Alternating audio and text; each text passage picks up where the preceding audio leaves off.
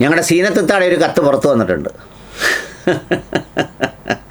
അമ്മയുടെ അടിയാണ് വിഷയം. അതിലെ അവസാന വരി ഇങ്ങനെയാണ്: ലാൽജി, മമ്മൂക്ക, ദയവ് ചെയ്ത് മൗനം വെടിയൂ, അമ്മയെ രക്ഷിക്കൂ. പൊന്നമ്മോ, എൻ്റെ അമ്മോ.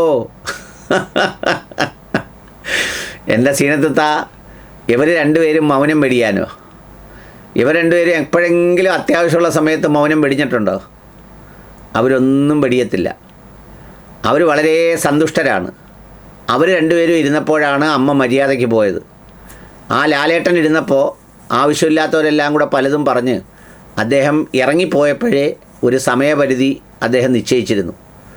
ആ സമയപരിധിയേക്കാൾ ഇത്തിരി കൂടി മുന്നോട്ട് ഏതാ ആൻറ്റി കൊണ്ടുപോയി എന്നുള്ളതല്ലാതെ ആൻറ്റിക്ക് വേറൊന്നും ചെയ്യാൻ കഴിഞ്ഞില്ല. ഇനി കത്ത് വായിക്കാം. സീനത്തിത്താടെ കത്താണ്.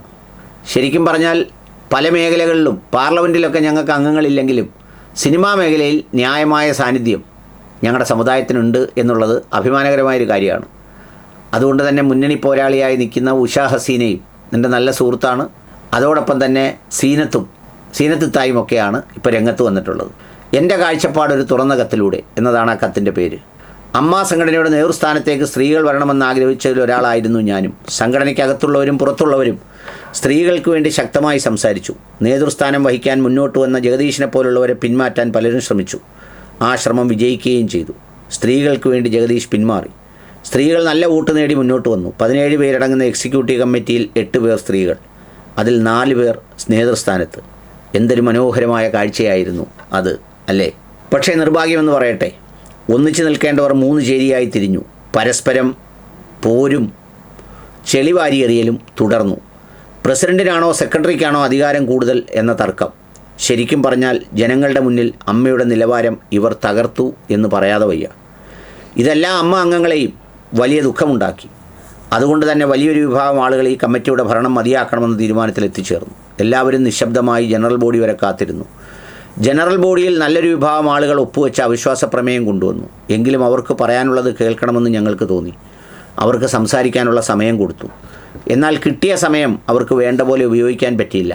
അതിന് പ്രധാന കാരണം കണക്കുകൾ കൃത്യമായിരുന്നില്ല എന്നതാണ്. നിങ്ങളുടെ പരിചയക്കുറവ് കൊണ്ടോ എന്തോ കണക്കിൽ സുതാര്യത കൊണ്ടുവരാൻ നിങ്ങൾക്ക് കഴിഞ്ഞില്ല. അതോടുകൂടി പ്രശ്നങ്ങൾ കുറച്ചുകൂടി രൂക്ഷമായി. കണക്കുകൾ കൃത്യമാക്കിയിട്ട് വേണമായിരുന്നു ജനറൽ ബോഡി വിളിക്കേണ്ടിയിരുന്നത്, അല്ലെങ്കിൽ തീയതി മാറ്റിവെക്കണമായിരുന്നു. പിന്നീട് ആരും പ്രതീക്ഷിച്ചതുപോലെയല്ല കാര്യങ്ങൾ നടന്നത്. ബാബുരാജിനെതിരെ പ്രസിഡന്റ് ശ്വേത സാമ്പത്തിക ആരോപണം ഉയർത്തി. അത് ബാബുരാജിനെ പ്രകോപിപ്പിച്ചു. ബാബുരാജ് മറുപടി പറയാൻ എഴുന്നേറ്റു. പക്ഷേ ശ്വേത മൈക്ക് കൊടുത്തില്ലെന്ന് മാത്രമല്ല, അദ്ദേഹത്തെ കുറച്ചുകൂടി പ്രകോപിപ്പിച്ചു എന്ന് പറയേണ്ടി വരും. എനിക്ക് സംസാരിക്കാൻ മൈക്ക് തന്നില്ലെങ്കിൽ ഞാൻ ഇവിടുന്ന് ഇറങ്ങിപ്പോവും, ബാബുരാജ് പറഞ്ഞപ്പോൾ പൊയ്ക്കോളൂ, പുറത്ത് കാറ് കിടപ്പുണ്ടെന്നായിരുന്നു ശ്വേതയുടെ മറുപടി. അതോടെ പ്രശ്നം വഷളായി. ബാബുരാജ് തിരിച്ച് ശ്വേതയ്ക്കെതിരെ വളരെ ഗൗരവമായ ആരോപണം ഉന്നയിച്ചു. ഉടനെ ശ്വേത പ്രസിഡന്റ് സ്ഥാനം രാജിവെച്ചു. പുറത്തിറങ്ങി മീഡിയയ്ക്ക് മുന്നിൽ വന്ന് ആ രാജി ഒന്നുകൂടി ഉറപ്പിച്ചു.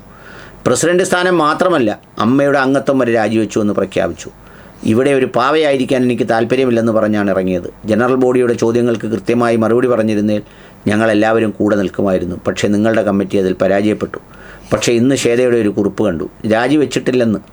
അംഗത്വം രാജിവെച്ചോ ഇല്ലയോ എന്നതല്ല ഇവിടെ വിഷയം. ജനറൽ ബോഡിക്ക് മുന്നിൽ അസോസിയേഷൻ പ്രസിഡന്റ് രാജിവെക്കുകയോ കമ്മിറ്റി പിരിച്ചുവിടുകയോ ചെയ്താൽ ആ കമ്മിറ്റിയുടെ കാലാവധി അവിടെ തീർന്നു. പിന്നെ ആർക്കും ഒന്നും ചെയ്യാൻ പറ്റില്ല. മോഹൻലാൽ പ്രസിഡൻ്റായ കമ്മിറ്റി പിരിച്ചുവിട്ടപ്പോൾ അതേ കമ്മിറ്റി തന്നെയായിരുന്നു അഡ്ഹോക് കമ്മിറ്റിയായി പ്രവർത്തിച്ചത്. പക്ഷേ ശ്വേത പെട്ടെന്ന് ഇറങ്ങിപ്പോയതുകൊണ്ട് മറ്റൊരു കമ്മിറ്റി ഉണ്ടാക്കുകയല്ലാതെ നിവൃത്തിയില്ല. അമ്മയിലും മുന്നേയും അഭിപ്രായ വ്യത്യാസങ്ങൾ ഉണ്ടായിട്ടുണ്ട്. പക്ഷേ 32 വർഷത്തിനിടയ്ക്ക് ഇത്രയും മോശമായ കാര്യങ്ങൾ ഉണ്ടാകുന്നത് എവിടെയൊക്കെയോ എന്തൊക്കെയോ ചീഞ്ഞു നാറുന്നു. അമ്മയ്ക്ക് വേണ്ടി സേവനം ചെയ്യാൻ വോട്ട് നേടി വന്നവരായിരുന്നു ഇവർ. ഓരോ സ്ഥാനങ്ങൾ ഏറ്റെടുക്കുമ്പോഴും ആ കസേരയുടെ ദൗത്യം എന്താണെന്നോ അതിൻ്റെ ഗൗരവം എന്താണെന്നോ അറിയാത്തവരായിരുന്നോ ഇവരെന്ന് തോന്നിപ്പോകുന്നു. എല്ലാ വർഷവും ജൂൺ മാസത്തിലെ അവസാന ഞായറാഴ്ച നടക്കുന്ന അമ്മയുടെ ജനറൽ ബോഡി മീറ്റിങ്ങിനായി എല്ലാവരെയും ഒരുമിച്ച് കാണാൻ പറ്റുന്ന ആ ഒരു ദിവസത്തിന് വേണ്ടി ഞങ്ങൾ കാത്തിരിക്കും. ഈ വർഷം ആ സന്തോഷം എല്ലാവർക്കും നഷ്ടപ്പെട്ടു. പലരും അറിഞ്ഞോ അറിയാതെയോ അമ്മയുടെ വേരറക്കുകയാണ് ചെയ്തത്. ഒരു സംശയം ചോദിക്കട്ടെ, സ്ത്രീയെന്നും ഭരിക്കപ്പെടേണ്ടവളാണെന്നും ഭരണം കയ്യിലെടുക്കേണ്ടവളല്ലെന്നും പറയാതെ പറയുകയാണോ ഈ ഭരണസമിതി ചെയ്തത്? അത്തരം കാര്യങ്ങൾ പറയരുത്. അത് ഇസ്ലാമിക പണ്ഡിതന്മാർ പറയുന്ന വാക്കുകളാണ്. അങ്ങനെ പറഞ്ഞാൽ പ്രാകൃതമായി പോവും, ജിഹാദിയാവും. ഇനിയും തിരുത്താൻ സമയമുണ്ട്. അത്യാവശ്യം വിവരവും വിദ്യാഭ്യാസവും ഉള്ളവരല്ലേ നിങ്ങളൊക്കെ. രാജിവെച്ചാൽ രാജിവെച്ചു, അത്ര തന്നെ. ആ രാജി ജനറൽ ബോഡി അംഗീകരിക്കുകയും ചെയ്തു. അത് മനസ്സിലാക്കുക. പുതിയ അഡ്ഹോക് കമ്മിറ്റിയോട് സഹകരിക്കുക. കണക്കുകൾ കൃത്യമാണെന്ന് തെളിയിക്കുക. എല്ലാ റിപ്പോർട്ടും എല്ലാ സപ്പോർട്ടും ശ്വേതയ്ക്കുണ്ടാകും. ഒന്നോർക്കുക, 1-ാം തീയതി ആയാൽ അക്കൗണ്ടിൽ 5000 രൂപ വരുന്നത് കാത്തിരിക്കുന്ന ഒരുപാട് പേരുണ്ട് ഇവിടെ. അസുഖം വന്നാലും ധൈര്യത്തോടെ നല്ല ഹോസ്പിറ്റലിൽ ചികിത്സ നേടാൻ അമ്മയുടെ ഇൻഷുറൻസ് ഉണ്ടെന്ന ആത്മവിശ്വാസത്തിൽ ജീവിക്കുന്നവരാണ് ഭൂരിഭാഗവും. ഈ അമ്മ സംഘടന ഉണ്ടാക്കാൻ മൺമറഞ്ഞു പോയവരും ജീവിച്ചിരിക്കുന്നവരുമായ ഒരുപാട് കലാകാരന്മാരുടെ കഷ്ടപ്പാടുണ്ട്, പ്രതീക്ഷകളുണ്ട്. അത് നഷ്ടപ്പെടുത്തരുത്. ഇതാണ് നമ്മുടെ സീനത്ത് തടകത്ത്. അതിൻ്റെ അവസാന ഭാഗമാണ് എനിക്ക് വീണ്ടും സങ്കടം വരുന്നത്. ലാൽജി, മമ്മൂക്ക, മൗനം വെടിയൂ, അമ്മയെ രക്ഷിക്കൂ. അവർ വെടിഞ്ഞിട്ട് അമ്മയെ രക്ഷിച്ചാൽ മതി. കഷ്ടം.